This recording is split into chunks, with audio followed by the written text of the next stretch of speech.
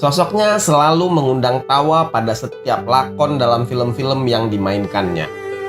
Meski film-film itu tidak bergenre komedi, namun tokoh yang diperankannya selalu menghibur, kocak, dan yang pasti mewakili rakyat jelata. Pada era tahun 70-an, siapa yang tak kenal sosok satu ini? Walaupun dirinya tidak memerankan tokoh utama, tapi dia selalu menjadi bintang dalam setiap film yang dilakoninya. Dia kerap kali beradu peran dengan nama-nama beken semacam Benyamin Sueb, Koni Suteja, Ida Royani, dan beberapa nama legendaris lainnya. Namanya Radmi B29. Meski tidak memerankan tokoh utama, sosoknya adalah legenda seniman komedi yang tak terbantahkan. Dia adalah pelopor komedian wanita Indonesia. Bahkan majalah Selekta tahun 1969 menyebutkan mungkin cuma Radmi satu-satunya wanita yang terjun di bidang lawak pada waktu itu. Nama panggung Radmi B29 sendiri adalah pemberian dari Komodor Aceh Wiryadinata, salah satu pendiri Paskas, pasukan khusus Angkatan Udara. Pada tahun 60-an, Radmi kerap menghibur keluarga besar Auri di Bandung. Sang Komodor yang melihat Radmi dengan tubuh yang bongsor pun nyeletuk, "Ini dia bomber kita." Bomber sendiri di kalangan Auri mengacu pada pesawat pembom B-29. Pesawat berbadan besar produksi Boeing yang sangat tersohor dan ditakuti pada Perang Dunia Kedua. Sejak saat itu, nama Radmi B-29 pun tersohor seperti pesawat tempur buatan Amerika itu. Radmi tidak hanya sukses di dunia hiburan. Sebelum terjun ke industri hiburan tanah air, dia adalah seorang pejuang. Dia adalah seorang petempur, pangkatnya Sersan II. Dia tergabung dalam Laskar Wanita Indonesia atau LASWI pimpinan Sumarsi Subiati di Batalion D Brigade 16 Citarum, Jawa Barat. LASWI bukanlah laskar main-main. Para anggota LASWI adalah laskar yang terdiri dari para mojang Bandung yang terkenal sangat militan dan pemberani dalam pertempuran melawan Belanda maupun Inggris. Salah satu anggota LASWI yang paling terkenal adalah Susilawati. Susilawati pernah mendatangi markas Panglima Divisi Siliwangi Kolonel Abdul Haris Nasution dan melemparkan bungkusan berisi kepala tentara Gurkha yang masih segar ke meja sang Panglima. Selain bergabung dengan LASWI, Radmi B29 juga pernah masuk pasukan Serikandi dan ikut berjuang di daerah Banyumas, Jawa Tengah. Radmi juga ikut dalam barisan pasukan Siliwangi yang hijrah ke Jawa Tengah pada tahun 1948. Kemampuannya menghibur para tentara ditunjukkan saat di Demang Sari, Jawa Timur pada tahun 1949. Sayangnya, saat lagi sibuk-sibuknya Radmi menghibur para pejuang, Belanda tiba-tiba datang dan membuatnya harus bersembunyi di dalam kolam berair. Pernah suatu kali ia bertindak nekat merampas barang prajurit Belanda untuk pejuang yang bersembunyi di dalam hutan. Barangnya tidak hanya sandang dan pangan, tapi juga pomade, sabun, sisir, dan keperluan bersolek lainnya. Kiprah Radmi dalam perjuangan revolusi Indonesia membuat dirinya dianugerahi berbagai tanda kehormatan oleh negara. Sederet tanda kehormatan tersampir di dadanya, seperti Bintang Gerilya, Bintang Kemerdekaan 1, Bintang Kemerdekaan 2, dan Bintang Gerakan Operasi Militer 1 dan 5. Pemilik nama asli Suradmi ini lahir pada 16 Januari 1932 di Bandung dari pasangan Salimin dan Sainem. Ayahnya adalah anggota KNIL, pasukan militer Belanda berpangkat Sersan I. Saat pendudukan Jepang, ayahnya ditawan oleh Jepang. Masa kecilnya dijalani bersama ibunya karena ayahnya meninggal dunia setelah 3 bulan ditawan oleh tentara Jepang. Radmi yang sekolah hanya sampai kelas 3 HIS, setingkat sekolah dasar zaman Belanda, kemudian ikut pamannya yang bekerja di pabrik senjata Kiara Condong di Bandung. Radmi kecil gemar dunia seni, terutama bernyanyi. Suaranya yang cukup bagus membuat pamannya menyuruhnya untuk belajar menyanyi di Orkes Keroncong Pabrik Kiara Condong atau Orpaki. Sebelumnya di zaman Jepang, Radmi juga sudah ikut kelompok wayang orang Sri Surya. Dari bermusik, Radmi kemudian menjajal dunia akting. Ia mengasah bakat aktingnya di grup sandiwara keliling Bintang Timur Surabaya yang memerankan peran-peran kocak.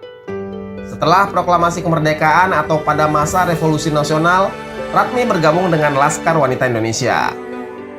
Setelah perang kemerdekaan reda pada tahun 1949, Ratmi keluar dari dinas militer. Setelah itu, Ratmi sempat menyambung hidup sebagai pekerja honorer di Radio Republik Indonesia dan menjadi biduan dalam Orkes Studio Bandung. Pada pertengahan 1950-an, Ratmi menjajal peruntungan di Jakarta.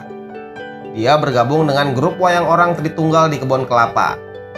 Pemimpin kelompok ini adalah Idris Indra, suami pertamanya. Tugasnya di sana sebagai penari dan pesinden. Sesekali agar memeriahkan suasana, dia juga ikut melawak. Pada tahun 1959, Ratmi bercerai dengan Idris Indra.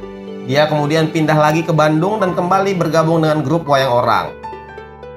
Dia juga mulai memasuki dunia film sebagai figuran lewat dua film komedi, Si Jimat pada tahun 1960 dan Kuntilanak pada tahun 1961. Setelah itu, produksi perfilman Indonesia sedang turun karena situasi politik yang memanas, dan itu pun berimbas kepada karir Ratmi. Setelah ibunya meninggal, Ratmi kembali merantau ke Jakarta dan menetap dalam waktu yang lama. Jalannya di dunia komedi terbuka berkat Bing Slamet, seniman lawak yang juga menjadi mentor dari Benyamin Sueb. Namanya kemudian makin terkenal setelah film Indonesia bangkit di era tahun 1970-an. Ratmi ikut bermain dalam banyak film. Ratmi kerap muncul dalam film-film komedi era 70-an dan bermain bersama Benyamin S., Bing Slamet, S. Bagio, dan Tang Cheng-bo. Bersama Benyamin, Ratmi bermain dalam film Ratu Amplop tahun 1974. Dalam film tersebut, Ratmi yang dianggap jauh dari ukuran cantik, sukses menggelitik tawa penonton lewat keahlian lawakannya. Memiliki tubuh subur, Ratmi mampu memerankan lakon perempuan dengan tampilan deso tapi pede untuk meraih gelar ratu.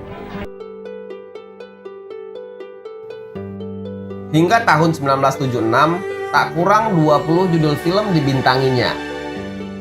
Beberapa di antaranya adalah Bing Slamet Dukun Palsu produksi tahun 1973, Paul Sontoloyo tahun 1974, Raja Jin Penjaga Pintu Kereta tahun 1974, Si Bagong Mujur tahun 1974, dan Tiga Jenggo di tahun 1976. Semasa hidupnya ada sekitar 32 film telah dibintanginya.